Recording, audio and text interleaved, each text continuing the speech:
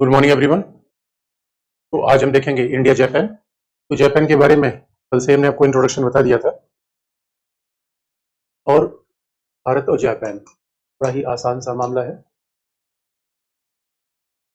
और India Japan relation लगभग India US relation के आधार पे चलते हैं, क्योंकि आप जानते हो जब भी कोई डेवलप नेशन होता है, जब भी कोई विकसित देश होता है, उसको देखने का तरीका हमेशा अलग होता है।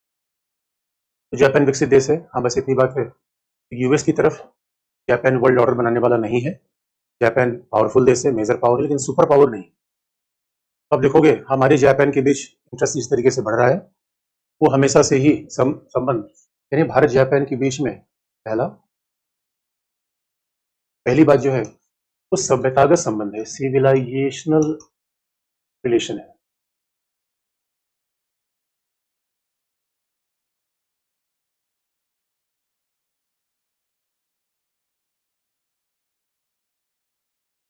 तो बच्चों, कहा भी जाता है भाई राष्ट्र राज्य का निर्माण तो आधुनिक युग की देन है।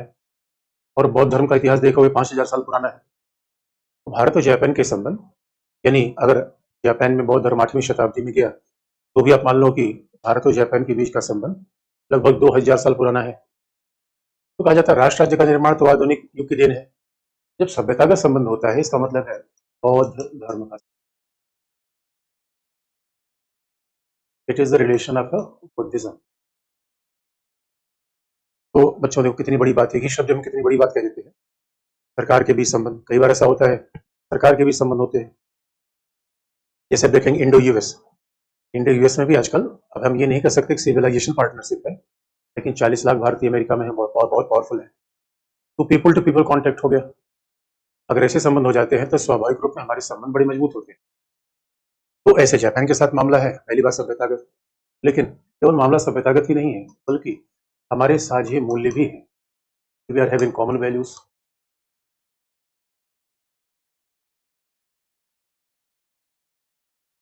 यानी कॉमन वैल्यूज क्या है? उदारवादी लोकतांत्रिक व्यवस्था, लिबरल डेमोक्रेटिक वर्ल्ड ऑर्डर को मानने वाले देश हैं।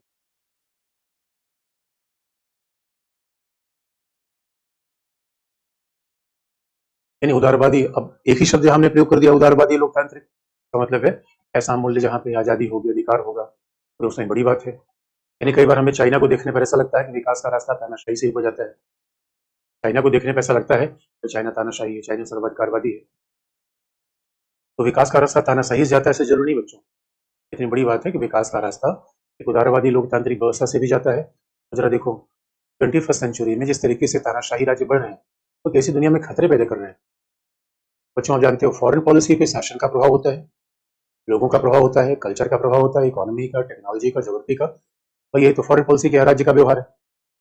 बच्चों जरा कभी सोच के देखो, भारतीय विदेश नीति क्यों कह रही है सहिष्णुता, शांतिपूर्ण सहअस्तित्व, ये हमारी उदारवादी लोकतांत्रिक वैल्यू है।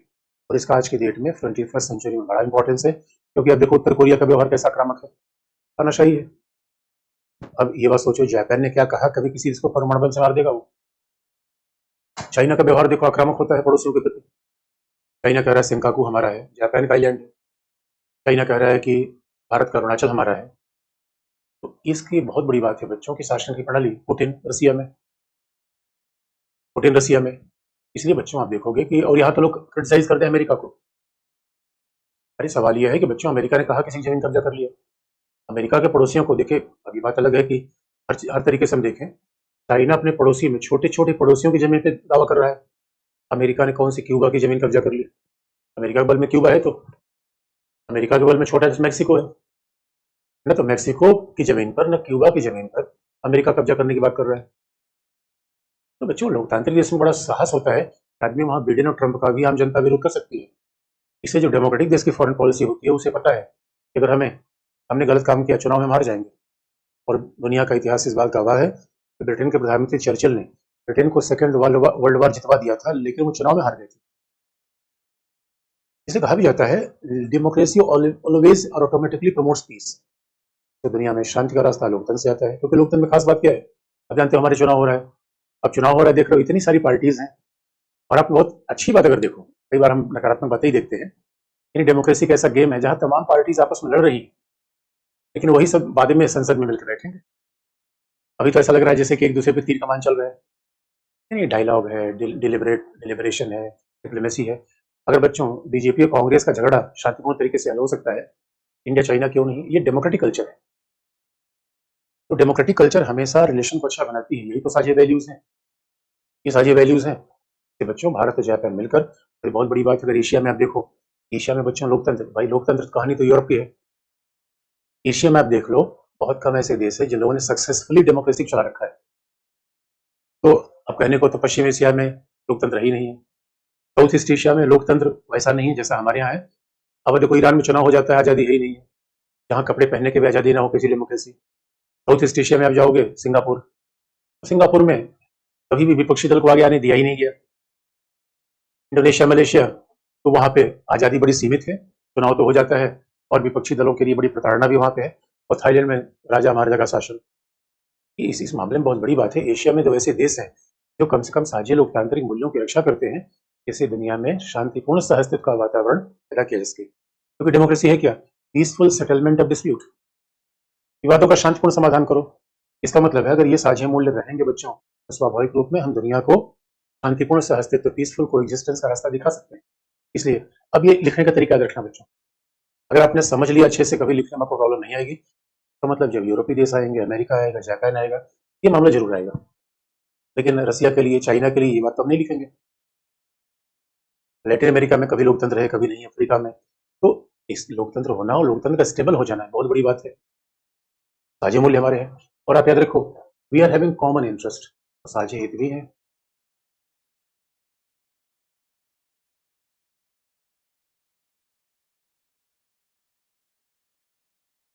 हमारे साझे हित कैसे हैं? तो बच्चों आप याद रखो, साझे हित इसलिए हैं क्योंकि जापान की अर्थव्यवस्था दुनिया की सबसे तीसरी बड़ी अर्थव्यवस्था।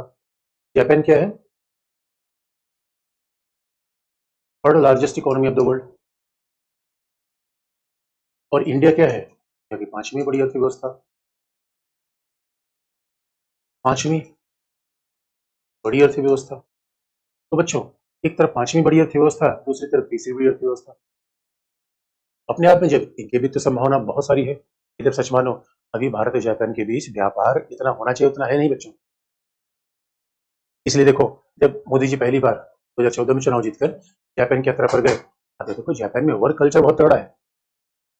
भारत में बच्चों बड़ी विडंबना ये है, वही सच बात है, जैसे सरकारी अधिकारी हम लटकाते हैं, भटकाते हैं, अटकाते हैं। आप ये सुन के हैरान हो जाओ, किसी भी सरकारी अधिकारी से समय पूछ लो तो क्या कहेगा? अरे सब वर्तमान सरकार को खराब तरीके से काम कर रही है। किसी टीचर से पूछो तो क्या कहेगा? सरकार के खिलाफ हमें। क्यों भैया? क्योंकि सरकार कह रही है कि समय पे पढ़ाने आओ बच्चों को। कमाल की बात है, कमाल का देश है जहाँ टीचर समय पढ़ाने नहीं आना चाहता, और जहाँ अधिकारी अधिकारी पहले नौकरी लेने के मारामारी कर रहा है, उसको बाद नौकरी मिल गई तो उसको छुट्टी चाहिए, वो काम पे नहीं आना चाहता। काम पे भी नहीं आएगा, उसको पैसा भी चाहिए। तो मेरे बच्चों, हमारे यहाँ इसी वर्क कल्चर खासी कमी है। कमाल का देश है भाई। इसी से काम करने को बोलो और ये अधिकारियों के लिए बड़ी समस्या आती है। जो अधिकारी काम करना चाहता है, समय को उसके खिलाफ लामबंदी कर लेते हैं, उसके खिलाफ तमाम फर्जी मामले चला देंगे। ये भारत में बड़ी विडंबना है बच्चों, कि पहले मैं नौकरी भी चाहिए। और इसीलिए इसीलिए आप याद रखो, हमारी नौकरशाही के बारे में, सरकार की कार्यप्रणाली के बारे में जर्मनी है, जापान है, अमेरिका है, इनके बड़े निगेटिव फीडबैक है। हमारे प्रधानमंत्री जापान गए तो जापान ने कहा, मोदी जी आप तो ठीक कह रहे हैं कि भाई आप हमसे संबंध बढ़ाना चाहते हैं। बड़ी बात याद रखो दोस्तों, मोदी जी यहाँ पे मास्टर हैं। मारवाड़ी, अरे मारवाड़ी जानता है एक फॉरेन पॉलिसी कैसे बनती है। और मोदी जी ने कहा चिंता मत करिए, अब आपको रेड टेप नहीं मिलेगा। रेड टेप का मतलब होता है, अब देखते हो जो अधिकारियों के फाइल में पहले फीते बंधे होते थे, कंप्यूटर ने रेड टेप को तोड़ ही दिया है। ऑनलाइन सिस्टम में रेड टेप को, लाल फीताशाही को तोड़ा हुआ है। लेकिन मोदी जी ने कहा चिंता मत करिए, हम आपको रेड कारपेट वेलकम देंगे। अब ये लटकाने भटकाने वाली प्रवृत्ति हमारे नहीं रहेगी। तो जापान को इतना आश्वासन देना पड़ा, क्योंकि बच्चों हमारे यहाँ देखो, सिंगापुर में चले जाओ, 24 घंटे में बिजनेस को परमिशन दे दिया जाएगा। भारत में ऐसा नियमों का मकड़जाल है। यूएई में चले जाओ, जब चाहे कंपनी खोलो, जब चाहे कंपनी बंद। हमारे यहाँ किसी की हिम्मत है कंपनी खोल देगा। यानी कहा जाता है कि इंडिया में बिजनेस करना बहुत टफ है। ये बड़ी इंटरेस्टिंग पार्ट है बच्चों, क्योंकि रूल्स ऐसे हैं, नौकरशाही ऐसी है, श्रमिक कानून ऐसे हैं। और जब भी हम इसको रिफॉर्म करने जाते हैं तो लोग हंगामा, आंदोलन, धरना प्रदर्शन। बच्चों जरा सोच के देख लो, चाइना पॉलिटिकली डिक्टेटर है, लेकिन वहाँ इकोनॉमिक सिस्टम से अच्छा चलता है। इकोनॉमिक लिबरलाइजेशन चाइना में ज़्यादा अच्छा इंडेक्स चल रहा है और हम डेमोक्रेटिक होकर भी इकोनॉमिक लिबरलाइजेशन नहीं कर पाते, क्योंकि हमारे देश में दोस्तों जो देखो वही नेता है। कमाल की बात है यार। इसलिए, और आप इकोनॉमी में पढ़ते भी होंगे, लेबर लॉज में रिफॉर्म करने की बात आती है, हमारे कृषि कानून में बदलाव की बात आई, लोग सड़क पर आ गए। हमारे यहाँ सरकार जब कोई कानून लेकर आती है तो लोग सड़क पे आ जाते हैं। इसलिए ऐसा कहा जाता है कि हमारे साझे इंटरेस्ट हैं। लेकिन भारत और जापान के बीच अभी आप देखोगे कुल मिला के द्विपक्षीय व्यापार 15 बिलियन 20 बिलियन यहीं तक पहुंच पाते हैं। तो दो बड़े देशों के बीच में, इतनी बड़ी इकोनॉमिक बीच में 15 बिलियन 20 बिलियन डॉलर, ये कोई ट्रेड है बस? तो बच्चों, अपार संभावनाएं हैं। और जापान को फायदा क्या है? टोयोटा, होंडा और सोनी से भारत से बड़ा बाजार कोई होगा नहीं। तो जापान को बड़ा बाजार मिल रहा है और हमें क्या फायदा है? हमें जापान की टेक्नोलॉजी चाहिए भाई, हमें तो जापान की टेक्नोलॉजी चाहिए। जापानीज टेक्नोलॉजी के मामले मास्टर है बच्चों, कोई भी टेक्नोलॉजी। और सच मानो, आने वाले समय में जिस तरीके से सोलर एनर्जी, विंड एनर्जी, आने वाले समय में तो पेट्रोल, नितिन गडकरी ने क्या कहा कि भारत आने वाले समय में भारत को पेट्रोल डीजल मुक्त बनाएंगे। इसका मतलब वाहन कैसे चलेंगे? ईवी से। ईवी के लिए आप जरा सोच के देखो, अगर इलेक्ट्रिक व्हीकल हम अपनाएंगे, सोलर एनर्जी, विंड एनर्जी, पवन ऊर्जा, ऐसे ऐसे स्रोत अपनाएंगे, उन सब के लिए टेक्नोलॉजी अगर किसी के पास है तो जापान, जर्मनी, अमेरिका। इसलिए बच्चों, सेमीकंडक्टर, इंडिया को सेमीकंडक्टर का हब बनाना है, ये विकसित देश ही तो काम करेंगे। और वहां ताइवान, ताइवान आप देखोगे सेमीकंडक्टर का हब है। आज की दुनिया में हमें टेक्नोलॉजी वाली दुनिया है बच्चों। तो हमें जापान से क्या चाहिए? टेक्नोलॉजी, तकनीकी।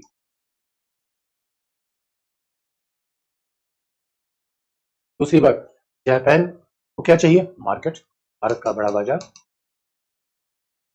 इतना बड़ा बाजार जापान को मिलेगा कि जापान को भी देखना है कि अभी तो जर्मनी जर्मनी सोच रहा है जापान को पीछे कर दे।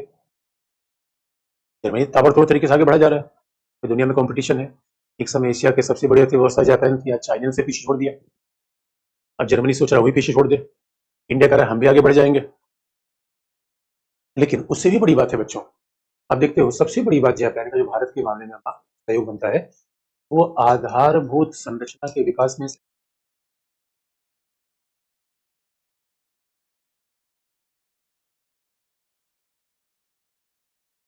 यानी डेवलपमेंट ऑफ इंफ्रास्ट्रक्चर।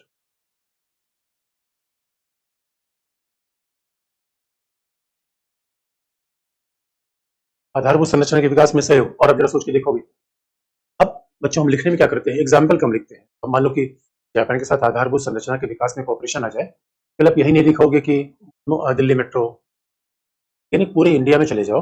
आप ये बात जानते हो कि India is not part of China's road build project. हम चाइना के रोड बिल्ड प्रोजेक्ट हिस्से नहीं है। और बच्चों 91 में हमने उदारीकरण तो अपना लिया। आप याद रखो, उदारीकरण अपनाओ, सोशलिस्ट इकोनॉमी अपनाओ तो बात का सिस्टम है। पहले तो आपको एक अच्छा इंफ्रास्ट्रक्चर अपनाना पड़ेगा। फिर जब तक आप देखो बच्चों अच्छे हाईवे नहीं बनाओगे, सच मानो ये सारे काम तो हो जाने चाहिए थे 90 के पहले। चाइना ने सारे काम 90 के पहले कर लिए, अमेरिका ने काम 1945 के बाद कर लिया। तो अमेरिका अमेरिका बच्चों, अमेरिका में अच्छी सड़कें इसलिए नहीं है कि अमेरिका डेवलप्ड है, उल्टा है, अमेरिका इसलिए डेवलप है कि अमेरिका में अच्छी सड़कें हैं। अभी आपने देखा होगा, अभी तो हम सड़कों को जाल बिछाने का प्रयास कर रहे हैं, एक्सप्रेस वे। इसलिए अभी आप देखो, पहली बार मुंबई में एक हार्बर कोस्टल लिंक बनाया गया है, जापान की सहायता है। दिल्ली यानी Ahmedabad Mumbai high speed train, जिसे बुलेट ट्रेन कहते हैं, जापान की सहायता है। और इतना ही नहीं बच्चों, अरुणाचल में, जम्मू कश्मीर में, यानी हिमालय क्षेत्रों में जितने इंफ्रास्ट्रक्चर का विकास किया जा रहा है, इनका स्ट्रेटेजिक रूप में बहुत इंपॉर्टेंस है। जो चाइना से सटी हुई सीमा है, उन सब में हमें जापान सहायता दे रहा है। तो जापान तो हर फील्ड में इंडिया को कोऑपरेशन कर रहा है, ये कितनी बड़ी बात है। अदर सोच के देखो बच्चों, और ये जरा कल्पना कर लो, अफ्रीका, अफ्रीका तो हमें सहायता देने लायक है नहीं। हमारे पड़ोसी सहायता नहीं देंगे, उल्टा तो हम उनको सहायता दे रहे हैं। यानी अगर हमारे सबसे बड़ा प्रयास है कि इंफ्रास्ट्रक्चर का विकास, तो सच मानो पूरे भारत में भी तो सड़कों की जाल से पटा होना चाहिए। Rail high high speed, China की सारी रेल हाई स्पीड ही है बच्चों।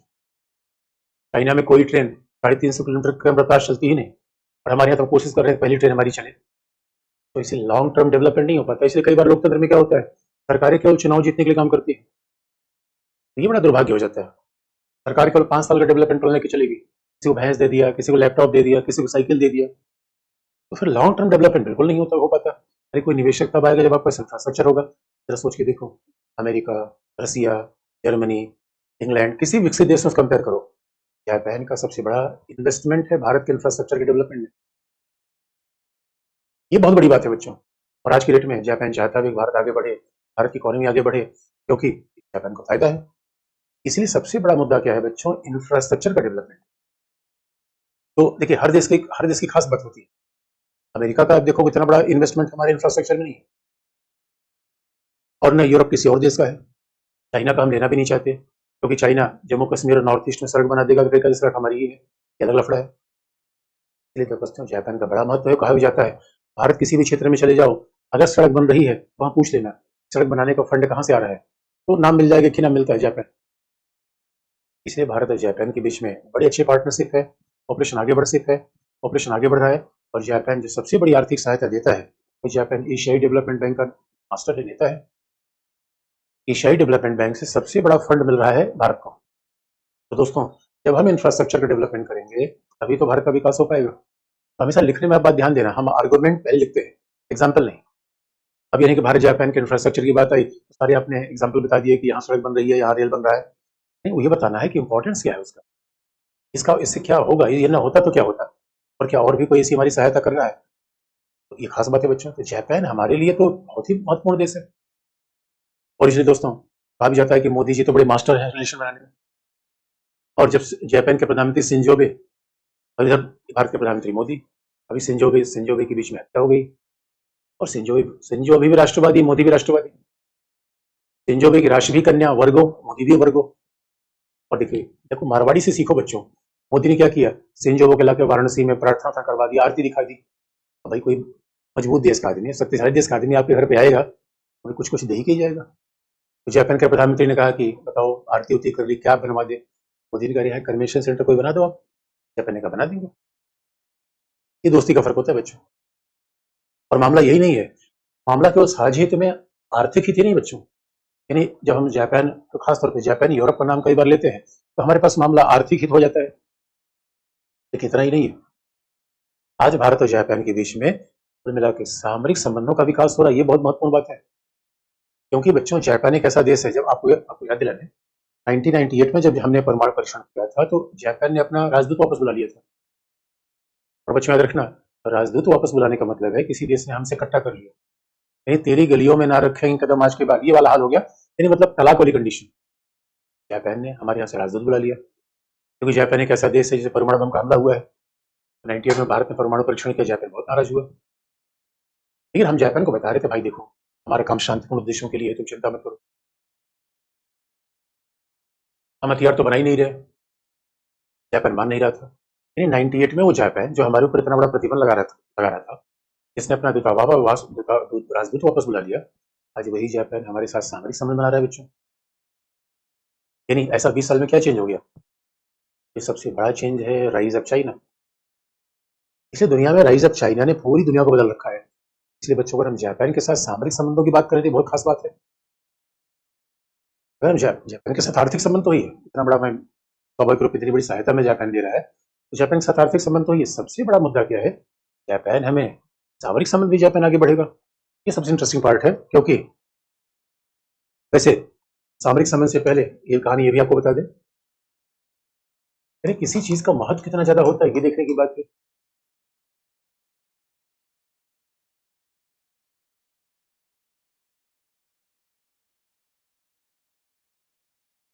Study partnership. तो देखो बच्चों, सामरिक संबंध जापान जैसे देश के लिए बहुत महत्वपूर्ण है, जो हमेशा जापान के संविधान में ही लिखा हुआ है। जापान कहता है भाई हम शांति सेना रखेंगे, यानी आत्मरक्षा सेना, सेल्फ डिफेंस फोर्स जापान रखेगा। ये जापान का प्रिंसिपल है। जापान कहता है भाई हम अपने कॉन्स्टिट्यूशन लिख रखा है आर्टिकल 9 में, सेल्फ डिफेंस फोर्स रखेंगे, इसका मतलब है। और परमाणु, जापान टेक्नोलॉजिकली इतना एडवांस है, चाहे 24 घंटे के भीतर परमाणु हथियार बना दे, बनाया नहीं उसने, क्यों? शांति की बात करता है। लेकिन बच्चों वही सवाल है कि जापान के लिए कंडीशन बदल रही है, हमारे लिए भी कंडीशन बदल रही है।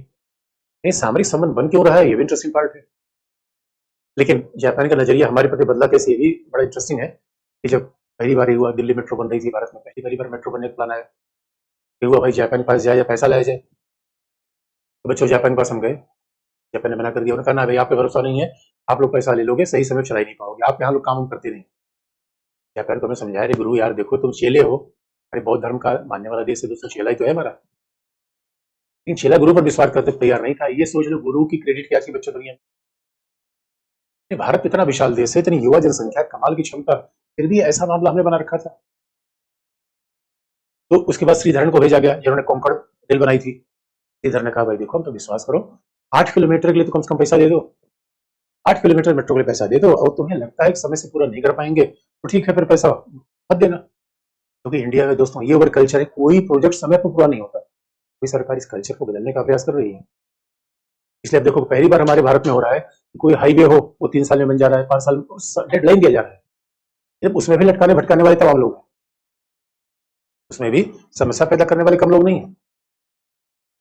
तो बच्चों, ये भारत में एक नया कल्चर है कि भाई हर चीज को 2 साल में 3 साल में चेंज, और ये जापान का कल्चर है, और यहाँ से चाइना ने सीखा हुआ जापान से। यानी जापानी अगर कोई काम कहेंगे 3 साल में करेंगे तो 2.5 साल में ही कर देंगे। और हमारे यहाँ पहले क्या होता था, कोई प्रोजेक्ट में एक बार उद्घाटन होता था, उसके बाद 5 साल बाद फिर उद्घाटन होता था, 3 बार तो उद्घाटन होता था, चौथी 5वीं बार कहीं बनता था, तो 30-30 साल में प्रोजेक्ट बनते थे।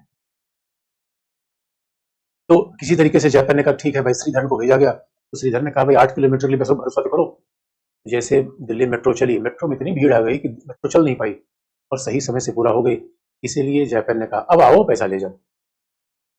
इसीलिए कहा जाता है फॉरेन पॉलिसी में, दुनिया में दोस्तों हम तो कहते हैं कि इन्वेस्टर भाग जाए, हकीकत की बात है कि इन्वेस्टर हमारे आने को तैयार नहीं था। तो अभी स्टेबिलिटी, क्रेडिट बनने का प्रयास किया जा रहा है। तो आखिर में ऐसा क्या फैक्टर है कि जापान के साथ हमारे सामरिक संबंध बन रहे हैं? वाई, ऐसा क्यों हो रहा है? ऐसा क्यों हो रहा है बच्चों? पहला, फिर वही बात है, चीन का शक्तिशाली उभार, यानी साझा खतरा, यानी कॉमन थ्रेट है चाइना। क्योंकि चीन क्या कर रहा है? चीन जापान के सिंकाकू द्वीप पर दावा कर रहा है, सिंकाकू आइलैंड। चीन जापान के सिंकाकू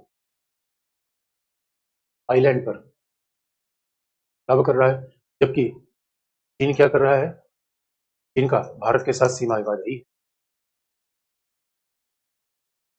तो हमारा बॉर्डर डिस्प्यूट पहले से है। उसके बाद बच्चों, उससे भी इंटरेस्टिंग पार्ट है, चीन का एक दोस्त है उत्तर कोरिया। चीन का एक दोस्त कौन है? North Korea. चाइना का दूसरा दोस्त कौन है? पाकिस्तान। और नॉर्थ कोरिया किस लिए प्रॉब्लम है? जापान के लिए।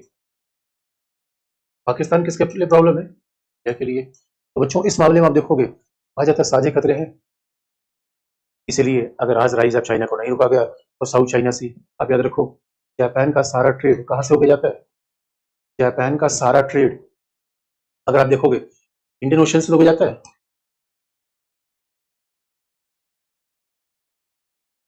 और इंडियन ओशन में है कौन? इंडिया है। इसलिए बच्चों, अगर साउथ चाइना सी में, ये पूरा एरिया है साउथ चाइना सी का, और यहीं से सारा, यानी इंडियन ओशन से ये सारा वेस्ट, सारा ऊर्जा की आपूर्ति वेस्ट एशिया से हो रही है, जापान के लिए भी। अब यहाँ से जापान का शिप जाएगा तो साउथ चाइना सी होके जाएगा। और जरा सोच के देखो किस तरीके से मामला बदल रहा है। अब ताइवान, ताइवान को लेकर चाइना अगर माचोड़ी करेगा तो जापान प्रभावित होगा। इसलिए इसलिए कहा जाता है कि मलक्का स्ट्रेट से लेकर यहाँ तक आगे बढ़ने के लिए, और जब भी कई बार हिंद महासागर में जापानी शिप आती थी। एक बार तो सूडान के डाकू बड़े कुख्यात थे। सूडान के डाकुओं ने क्या किया था? जापान का शिप ही लूट लिया। जापान ने तुरंत फोन किया, भाई कहाँ हो? अरे हमने कहा कोई बात नहीं, लोकेशन भेजो, मेरे दोस्त को क्या गया। जापान ने कहा भाई हम लूट गए।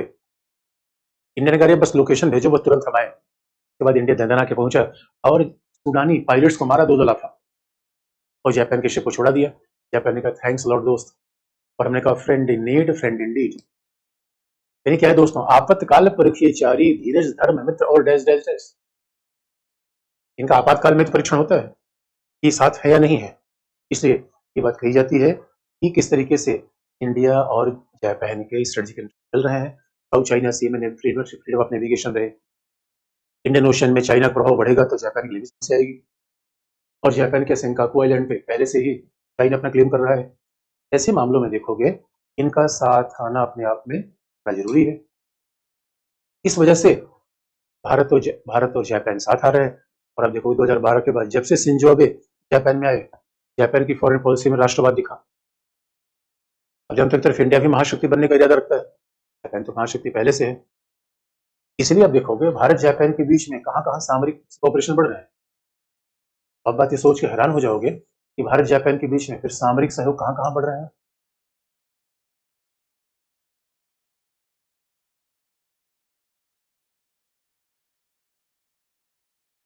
स्ट्रेटेजिक कोऑपरेशन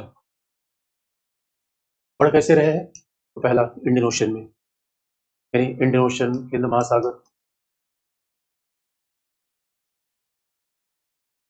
इंडियन ओशन में। उसके बाद फिर कहाँ? साउथ चाइना सी में, दक्षिण चीन सागर में। नहीं, रूल बेस्ड वर्ल्ड ऑर्डर रहे, फ्रीडम ऑफ नेविगेशन रहे साउथ चाइना सी में। इसलिए भारतीय प्रधानमंत्री जापान गए और प्रधानमंत्री ने सारे सारों में कहा कि 21वीं शताब्दी में विस्तारवाद साम्राज्यवाद हम बर्दाश्त नहीं करेंगे। और 21वीं शताब्दी में विस्तारवाद साम्राज्यवाद कर कौन रहा है? Japan, China. और जैसे ही चाइना इधर से डोकलाम डोकलाम पर कंट्रोल करने का प्रयास कर रहा था, जापान ने उसकी निंदा की। मैं जापान के पीएम से कहा कि भाई कुछ बोलो, तो जापान ने कहा कोई बात नहीं दोस्त, हम बोलते हैं। इतना ही नहीं, इसीलिए आप देखोगे भारत जापान के बीच में यानी लॉजिस्टिक समझौता हुआ है जो अमेरिका के साथ है।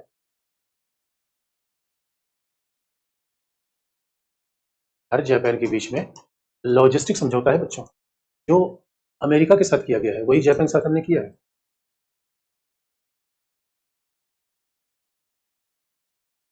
और लॉजिस्टिक एग्रीमेंट किसके साथ है? यानी अगर हमारी, और अभी कुछ दिनों पहले हमने जापान के साथ यानी कई सैनिक अभ्यास किए, जिसमें भारत चीन से बंगाल में तो तीनों सेनाओं का संयुक्त अभ्यास किया गया। और हम सैन्य अभ्यास में, मालाबार सैन्य अभ्यास में हिंद महासागर में जापान को लगातार बुला रहे हैं। तो देखो यही 2014 के बाद हमने पॉलिसी बदली है। पहले हम हिंद महासागर के सैन्य अभ्यास में जापान को बुलाने से परहेज करते थे। हमने कहा भाई जापान क्यों बुलाया जाए, चीन बुरा मान जाएगा। अब सवाल यह है बच्चों, एक ही कहानी है, मैंने पहले बता रखा है, भाई चीन बुरा माने अच्छा माने उसे हमारा कंसर्न थोड़े। अब चीन हमारे हिसाब से काम नहीं कर रहा है तो हम चीन के हिसाब से क्यों काम करें? बहुत लॉजिक स्टेट है। और इसलिए बच्चों, लॉजिस्टिक समझौते का मतलब है जापान का कोई नेवल शिप हमारे तट पर आएगा तो हम उसकी सहायता करेंगे। यानी एक तरीके से क्रॉस सर्विसिंग एग्रीमेंट है, टेक्निकल नाम दिया जाए acquisition and cross servicing agreement. इसका सीधा मतलब है कि जापान कोई एग्रीमेंट करेंगे तभी तो। लॉजिस्टिक समझौते का मतलब क्या है? अब जापान का कोई शिप आ गया, उसकी हम मरम्मत कर देंगे, हमारा शिप उधर चला गया, जापान मरम्मत कर देगा। उसके बाद फिर तेल पानी भर देंगे, फ्यूल एक्सचेंज करेंगे। और सैनिक अभ्यास के लिए करना ही पड़ता है बच्चों। अब जरा सोच के देखो, अब जापान और भारत कितने नजदीक आते चले जा रहे हैं, बिल्कुल अमेरिका के पैटर्न पे। क्वाड के मेंबर दोनों है तो आप जानते हो, G20 क्वाड से तो मेंबर दोनों ही है। क्वाड वाली बात तो अमेरिका से बता दी, क्योंकि मामला ये भी है, दोस्त का दोस्त दोस्त, भारत को दोस्त जापान, जापान का दोस्त अमेरिका। लेकिन जापान ये भी चाहता है कि वो अमेरिका पर अपनी सुरक्षा के लिए अतिनिर्भर न रहे। Japan doesn't want to over dependent over US, क्योंकि जिस तरीके से यूक्रेन का मामला फंसा, और यूक्रेन को तो अमेरिका नहीं बचा पाया। छोटे देशों में ये फीलिंग होगी ही कि भाई हमें एक ऑल्टरनेट बना कर रखें। इसीलिए जापान जैसा देश मानता है कि भारत के साथ दोस्ती चाइना को काउंटर बैलेंस करने में अच्छी होगी और हमें दोस्त होना चाहिए। तो और इतना ही नहीं, इसलिए आप देखोगे जापान के साथ हमारा सिविल परमाणु समझौता भी हो गया। सिविल परमाणु समझौता जो हमने अमेरिका में यूज किया था, बिल्कुल वही जापान के लिए भी है। इंडिया जापान में सिविल इंडिया जापान में सिविल न्यूक्लियर एग्रीमेंट भी हो गया बच्चों। बिल्कुल वही एग्रीमेंट जो हमारा अमेरिका के साथ था। अब जापान हमें, और कहा जाता है जापानी कंपनी हिटाची, मित्सुबिशी इतनी पावरफुल है कि अमेरिका को टेक्नोलॉजी देती है। अमेरिका के तमाम न्यूक्लियर कंपनीज में जापानीज इन्वेस्टमेंट है। और आप जरा सोच के देख लो, अगर 12 करोड़ की आबादी का अगर इकोनॉमी 4.2 ट्रिलियन डॉलर हो, पर कैपिटा इनकम अपने आप इतनी बड़ी हो जाती है। और जापान में, और इस समय तो जापान में भारतीय इंजीनियर की बड़ी डिमांड है। अब एक खास बात है दोस्तों, पूरी दुनिया में भारतीय इंजीनियर डॉक्टर की बड़ी डिमांड हो रही है, क्योंकि हमारे यहाँ पढ़ना बच्चों का पहला, दोस्तों इंडिया ही एक ऐसा देश है जहां पढ़ना बहुत जरूरी है, बाकी देशों में ऐसा नहीं है। विकसित देशों में बिल्कुल नहीं है। यहाँ तो पढ़ना एक मुहिम है। मैं तो कहीं शहर में जा रहा था, सुबह 6 बजे बच्चे साइकिल लेके जा रहे थे। मैंने कहा भाई क्या करने जा रहे हैं? बच्चे पढ़ने जा रहे हैं। तो मतलब दोस्तों, फ्यूचर तो इंडिया का ही है, इंडियन पूरी दुनिया में छाने वाले, याद रखना। ये बहुत बड़ी बात मैं बता रहा हूँ, ये सच बात है। जापान में तमाम इंजीनियर की डिमांड है। और आजकल तो इंजीनियर नहीं, तमाम नर्स से लेके डॉक्टर, यानी बागान में काम करने वाले, भारत में हर किस्म के लोग उपलब्ध है। जनसंख्या ज्यादा है, बेरोजगारी ज्यादा है, तो बाहर खूब लोग जा रहे हैं। हमारे लिए बड़ा अवसर है। तो जापान में जनसंख्या नहीं बढ़ रही, जापान में तो कैसा बिजनेस है बच्चों, जो भारतीयों को बताया नहीं जाता। तो कई राज्य तो इसलिए बड़ा अच्छा काम कर रहे हैं।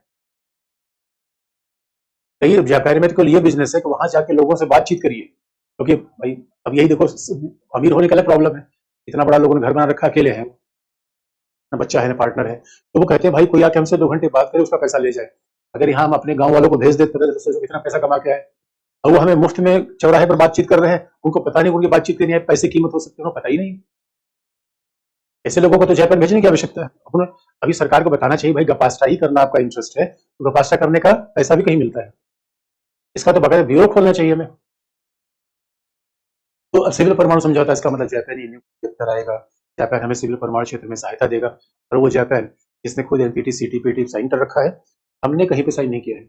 इसके बावजूद जापान क्या कर रहा है, भाई अब हम तुम्हारी चिंता समझते हैं, अब हम तुम एक साथ मिलकर रहेंगे, यानी आओ हम मिल जाएं और सुगंध और सुमन की तरह, ऐसा दोस्ती होगी दोस्तों। ये बीरू जैसी समय दोस्ती जापान चल रही है। इसलिए इसलिए आप देखोगे कि जापान के साथ फिर इसी सहयोग का परिणाम है कि 2+2 वार्ता होती है भारत और जापान के बीच में। 2+2 डायलॉग शुरू हो गया है, और ये 2+2 डायलॉग बच्चों भारत अमेरिका के साथ दी है। अब लिखने का तरीका मैं आपको बता दूं, अब मान लो कि कहीं अगर 2+2 डायलॉग लिखो तो आपको तो लगेगा करंट अफेयर है, आपको देखने में ऐसा लगेगा करंट अफेयर है, लेकिन बच्चों नहीं, करंट अफेयर वो नहीं। सिंपल सी बात यह है, अरे 2+2 क्यों होगा, क्योंकि सामरिक, यही सारी बात आपको लिखनी है। जैसे अमेरिका के साथ 2+2 आ जाए, अमेरिका के साथ भी 2+2 क्यों होगा, इंडो पैसिफिक क्षेत्र में सहयोग, क्वाड में सहयोग, और इसके खिलाफ इनकी चाइना फैक्टर है।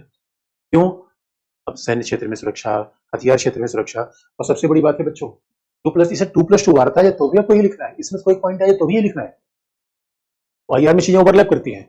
अमेरिका में हमने इतना पढ़ लिया 2+2, भाई 2+2 का मतलब है जहां 4 यार मिल जाए, 4 यार कौन होंगे, वो 4 यार फुक्कर थोड़े होंगे बच्चों, 4 यार कौन, हमारे विदेश मंत्री, हमारे रक्षा मंत्री, जापान के विदेश मंत्री, जापान के रक्षा मंत्री, ये चारों मिलकर फिर आपस में बातचीत करेंगे, और चारों मिलकर बातचीत करेंगे तो क्या होगा, ये अपने आप में संबंध बेहतर हो जाएंगे। ये क्या है, 2+2 है, ये 2+2 है।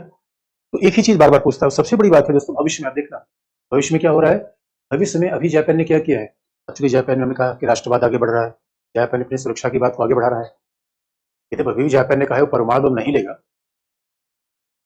जापान के संविधान में बदलाव नहीं है, क्योंकि आज भी जापान कहता है सेल्फ डिफेंस फोर्स रखेगा। याद रखना, जापान का सेल्फ डिफेंस फोर्स इतना तगड़ा है कि बड़े बड़ी सेनाओं पर भारी है वो। इसलिए बच्चों, जापान जापान क्या कर रहा है उसकी नई पॉलिसी में, क्योंकि बड़ी इंटरेस्टिंग बात है, सेकेंड वर्ल्ड वॉर के बाद जापान ने कभी किसी को हथियार नहीं बेचा, वेपन्स नहीं बेचा जापान ने, तो शांतिवादी देश था, इसके बावजूद तीसरी बड़ी इकोनॉमी थी, सोचो हथियार बेचता, दुनिया में सारी महाशक्ति हथियार बेचती है, जापान नहीं बेचता था, लेकिन अब उसने पॉलिसी चेंज कर ली है, अब जापान भी दुनिया को सैन्य सामग्री बेच रहा है, Japan is willing to export defence equipment, Japan सैन्य सामग्री निर्यात कर रहा है। अब उसने पॉलिसी चेंज कर दी है, Japan is looking to exporting defence armaments.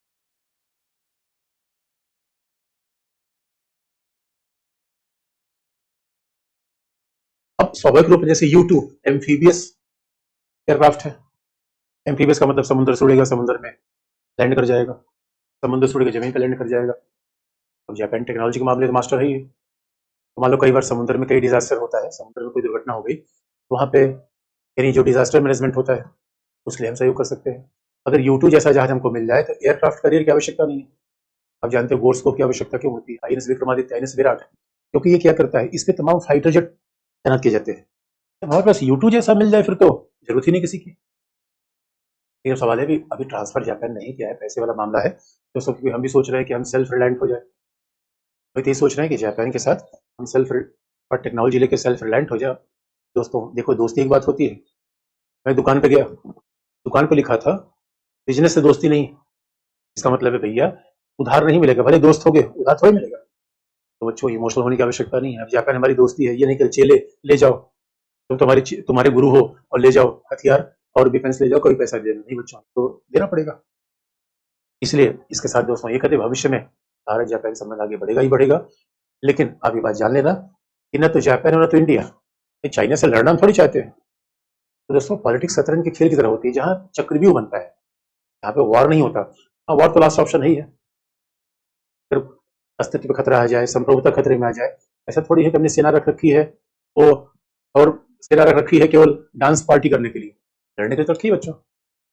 Politics में लास्ट ऑप्शन होता है।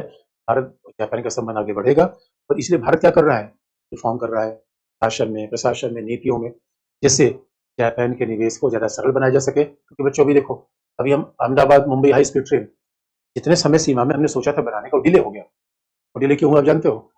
महाराष्ट्र ने लैंड एक्विजिशन में देरी कर दी। हमारे यहाँ ये पॉलिटिकल मामला है। कई बार तो राज्य लैंड एक्वायर नहीं करते क्योंकि उनको लगता है कि जिससे इनको पॉलिटिकल फायदा न मिल जाए, चुनाव फायदा न मिल जाए, इससे बाहर क्रेडिबिलिटी खराब होती है। तो दोस्तों भविष्य में साउथ कोरिया, जापान, इन सबसे हमारे संबंध आगे बढ़ेंगे और यही तो एक्ट ईस्ट पॉलिसी का ही भाग है। यही तो एक्ट ईस्ट पॉलिसी का प्रयास है, इसकी तरफ देखा जाए। और इतना ही बच्चों जापान के साथ है। अब हम जापान की बात खत्म करके फिर आएंगे लुक ईस्ट में। लुक ईस्ट आएंगे, फिर लुक वेस्ट आएंगे, लुक ईस्ट आएंगे, लुक वेस्ट आएंगे। इसका मतलब है फिर धीरे धीरे काफी पार्ट हम फॉरेन पॉलिसी कवर, फिर एक आध दो सेक्शन बच जाएंगे बच्चों। अब आप सवाल पूछ लो जापान से, तब हम आए लुक ईस्ट में। जरा कमेंट ऑन कर दो।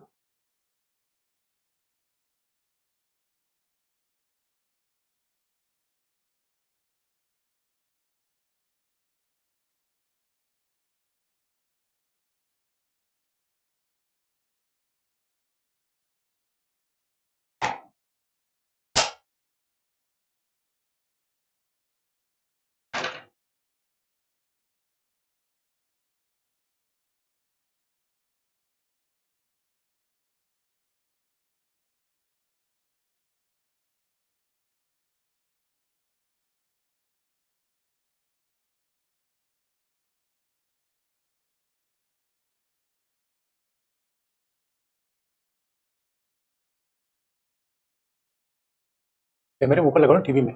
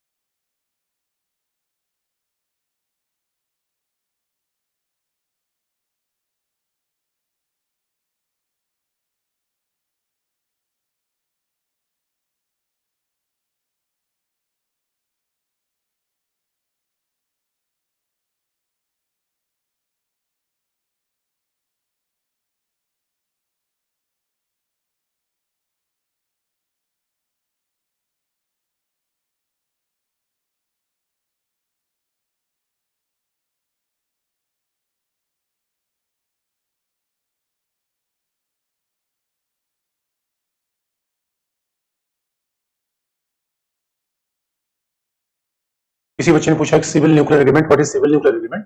मेरे बच्चों, सिविल न्यूक्लियर एग्रीमेंट सिंपल ही बात है, कल भी मैंने बताया था कि ऊर्जा उत्पादन के लिए, ऊर्जा उत्पादन के लिए किस तरीके से भारत और जापान के बीच सहयोग होगा। तो जापान न्यूक्लियर न्यूक्लियर रिएक्टर देगा और न्यूक्लियर फ्यूल देगा, जिससे भारत में परमाणु ऊर्जा का उत्पादन हो सके। लॉजिस्टिक समझौता, अरे मेरे बच्चे लॉजिस्टिक समझौता वो वही है जो हमने यूएस के बारे में बताया है। जैसे हमने लेमो बताया था यूएस के बारे में, लॉजिस्टिक समझौता है। लॉजिस्टिक का मतलब क्या है? भारत और जापान की डिफेंस फोर्सेस के बीच में अब रिपेयरिंग होगी, सैनिक अधिकारी दूसरे गड्ढे का प्रयोग कर सकते हैं। लॉजिस्टिक समझौता मैंने कल ही बताया था। सामान्यतः अब किसी बच्चे ने 2+2 बता दीजिए, 2+2 क्या है? यहाँ पे सामने लिखा हुआ है। इन 2+2 क्या है? रक्षा मंत्री विदेश मंत्रियों की बातचीत है, क्यों है? सामरिक सहयोग है। क्या सामरिक सहयोग के क्षेत्र में सहयोग है, ये मामला है। ये तो आपको इसे तो सारा इसमें लिखा हुआ है। किसी बच्चे आज लास्ट क्लास है? अरे नहीं बच्चे, लास्ट क्लास नहीं है, अभी तो अभी कुछ क्लासेस और बाकी हैं। चाइना का पांडा नीति क्या है? पांडा नीति क्या है? अब मेरे बच्चों, चाइना का पांडा नीति भाई एक सीधी सी बात है, चाइना कुल मिला के सॉफ्ट पावर को आगे बढ़ाना चाहता है। चाइना कुल मिला के पांडा नीति अपने आप में कोई एक तरीके का पॉलिसी है चाइना की, कि चाइना अपने सॉफ्ट पावर को, अपने प्रभाव को बढ़ाना चाहता है। जैसे गुरु जी जापान के द्वीप पर दावा करना चीन छोड़े तो हमारा साथ छोड़ के चीन से मिल जाएगा, तो गलत है। अरे नहीं बच्चों, अब तुम सोच रहे हो कि चाइना जापान पे केवल, अब देखो हमने कितनी बार कहा है बच्चों, झगड़ा केवल आइलैंड का नहीं होता है, झगड़ा प्रभुत्व का होता है। चाइना चाह रहा है कि हमारे जैसा कोई प्रभुत्वशाली देश न रहे, आसपास हमारे कोई पावरफुल देश न रहे, और चाइना चाहता है कि जापान अमेरिका से मित्रता छोड़ दे, क्योंकि जापान, दक्षिण कोरिया, ताइवान, ये सब ईस्ट के देश सब अमेरिकी दोस्त हैं। तो मामला ऐसा है मेरे बच्चों। सिविल परमाणु समझौता है, अरे मेरे जैसे जैसे बिजली का उत्पादन होता है यार, तो सिविल परमाणु समझौता मतलब क्या है? बिजली उत्पादन के लिए, अनुसंधान के लिए। जो अमेरिका के साथ जो हमने कहा बिल्कुल वही है। U2 एक एयरक्राफ्ट है भाई, ये एयरक्राफ्ट है जो कई बार आपने देखा हो ना कि अभी कुछ दिनों पहले हमारे प्रधानमंत्री गए थे और सरदार पटेल की मूर्ति के सामने जहाज उतर गया था, फिर पानी से उड़ा, निकल गई।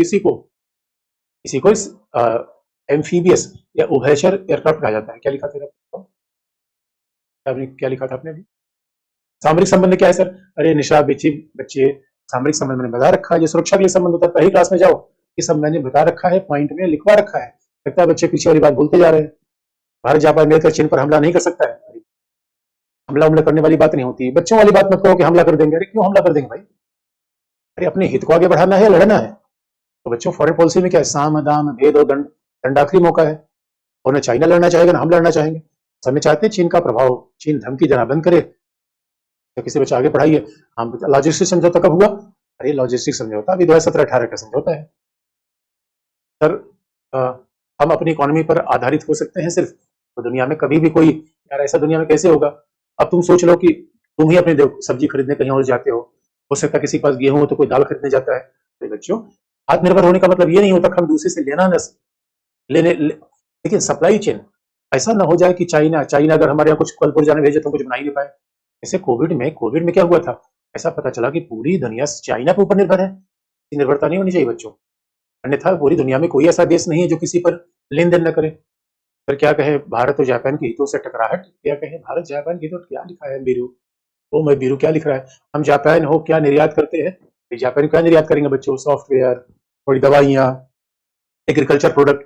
अब आजकल तो ऐसा हो रहा है, जापान सोच रहा है कि टोयोटा हमारे यहाँ बने क्योंकि हमारे श्रम सस्ता है। देखो जापान में कार बनाना महंगा होगा, तो जापान सोचता है हमारे यहाँ कार बनाकर पूरी दुनिया में बेच दे। ये भी भविष्य का प्लान है। इकोनॉमिक डेवलपमेंट हो जाए इंडिया के, बाकी बेरोजगारी रह जाएगी तो क्या फायदा है इंडियन पब्लिक को? अरे राज मेरे बच्चे, तुम कोई यूट्यूब देख रहे हो, पॉलिटिकल पार्टी के लोगों को सुन रहे हो, जब तक देश की अर्थव्यवस्था 10% आगे नहीं बढ़ेगी तब तक बेरोजगारी दूर नहीं होगी। अरे मेरे बच्चे, हाईवे आएगा तो हाईवे में बगल बैठ के कोई सब्जी बेच सकता है, कोई पानी की दुकान खोल सकता है। हाईवे आएगा शहर में जाकर हम नौकरी कर सकते हैं, हाईवे आएगा ठेका ले सकते हैं। यानी पहले देश का विकास होगा तभी नौकरी मिलेगी। अरे हाईवे आएगा, अब बुलेट ट्रेन पर जो सोचो, बुलेट ट्रेन चल रही है, यानी इंजीनियर को मौका मिला ट्रेनिंग देने का। और जापान की टेक्नोलॉजी है बुलेट ट्रेन के लिए, जो टनल समुद्र के नीचे से जा रही है जापानी बना रहे हैं। ये भाई एक बार हम सोचेंगे देखेंगे तभी तो बनाएंगे। इसलिए इसलिए पॉलिटिकल पार्टी वाला अप्रोच मत रखो, सैद्धांतिक अप्रोच रखो। अरे जो इकोनॉमी वाले सर बताए उसको बात रखो। अगर पॉलिटिकल पार्टी की बात करोगे तो फिर तो कैसे पता चलेगा, या तो पढ़े लिखे व्यक्ति हो, फिर तो सामान्य बात हो गई। भारत जापान के बीच हितों को लेकर टकराव है क्या सर? ये साहिल, भारत जापान के बीच हितों के बीच कैसे टकराव होगा? अब पूछ रहे हो कि अनुष्का शर्मा और विराट कोहली के बीच संबंध कैसा है?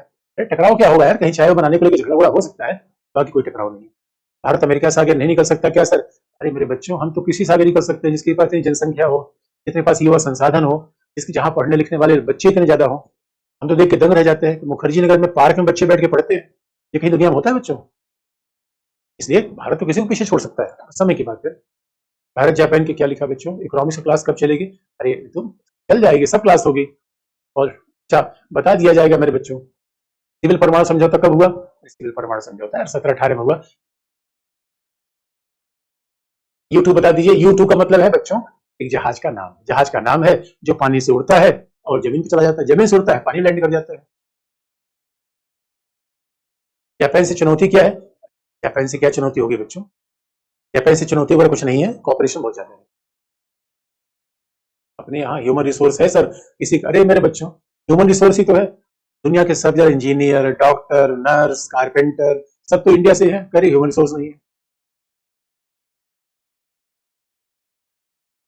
किसी पूछा भारत जापान की ये बात नहीं है? नहीं नहीं मेरे बच्चे, हमने कहा यार, तो अब विराट कोहली और उसका शर्मा की बात पूछ रहे हो। किसी को जापान, अरे मेरे बच्चों जापान सैनिक रखता है, ऐसा मत कहो जापान सैनिक नहीं रखता है, लेकिन जापान सैनिक की मात्रा कम रखता है। लेकिन जो याद रखो, जापान क्या है, देखने में छोटा लगे घाव करे गंभीर, ऐसा है बच्चों। भारत अभी क्यों खुद के टेक्नोलॉजी का विकास नहीं कर पा रहा है? अरे मेरे बच्चे 10-20 रुपए देते रहोगे तो स्कूल कॉलेज यूनिवर्सिटी कैसे बना पाओगे? यहाँ तो लोग कह रहे हैं 5 साल में अच्छे दिन आ जाएंगे, और जब आप कहोगे बैंक में कि कोई 2,000 दे रहा है, कोई 6,000 दे रहा है, कोई कह रहा है लाख दे देंगे, ऐसे फिर भटकते फिरोगे। ये लोकतंत्र की समस्या है बच्चों, क्या करोगे इसके लिए? जापान की जियो पॉलिटिक्स क्या लिखा है?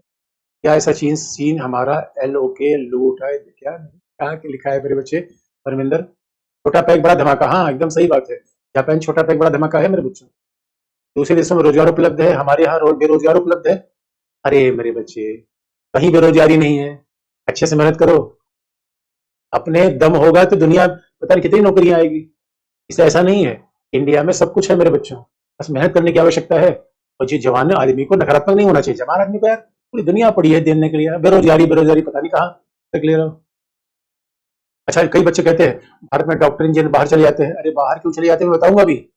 वो बाहर जाने से फायदा है। अरे मेरे बच्चों, हमारा प्लान है पूरी दुनिया पर हमारा नियंत्रण होना चाहिए, केवल इंडिया पे ही नहीं। उसकी बड़ी योजना है, अभी मैं डायस्पोरा तुम लोगों को बताऊंगा। इसलिए इसलिए जवान बच्चों को सकारात्मक होना चाहिए। इसलिए मेरे बच्चों, ऐसा यूट्यूब वगैरह वीडियो मत देखो जो तुम लोगों को नकारात्मक बना दे। बेरोजगारी है, कहाँ बेरोजगारी है मेरे बच्चों? अरे नौकरी भरो, यूपीएससी में 1,000 सीट आ रही है, तब फॉर्म भरोगे, पढ़ोगे लिखोगे, तब होगा बात। कैसे नहीं, ऐसे आपस में बातचीत करते रहोगे, कैसे बात बनेगी? तब बेरोजगारी रहेगी, याद रखना। ठीक है, किसी बच्चे 2+2 डायलॉग। अरे मेरे बच्चे, एक ही बात है। अरे किसी बच्चे में लगता है सर नियंत्रण होगा दुनिया पर? अरे प्रदीप, बिल्कुल होगा, तुम चिंता मत करो, तुम पहले पढ़ो लिखो अच्छे से। पढ़ो लिखोगे तभी तो होगा नियंत्रण। बताओ हमारे। तो अब जरा हम आगे बढ़े। अब मेरे बच्चों आगे बढ़े, और आगे बढ़ के देखते हैं एक्ट ईस्ट पॉलिसी। किसी बच्चे ने कहा मैं आपकी बात से सहमत। अरे मेरे बच्चों, लोकतंत्र है, लोकतंत्र में तो यहाँ कोई किसी की बात से सहमत नहीं होता, लोग गांधी की बात से सहमत नहीं है। तो अब सहमत असहमत होने के बाद तो देखो, ये तो अपनी मर्जी है, और हमारा काम है बच्चों को सही बात बताना है। बाकी सहमत होना असहमत होना ये तो अपना फंडामेंटल राइट है, और यही हमारे यहाँ लोकतंत्र खास बात है। यहाँ तो कोई किसी से असहमत हो सकता है, और असहमत है तभी हमारे यहाँ इतने सारे विचार हैं, मुंडे मुंडे मतिर बंदा, और इसीलिए लोकतंत्र भी है। अब अगला, भारत की पूर्व की ओर देखो की। अब हम देखें बच्चों, भारत की लुक ईस्ट पॉलिसी। कल ही करते हैं क्या? कल करते हैं। ठीक है बच्चों, लुक ईस्ट पॉलिसी कल देखेंगे, आज कल इतना है।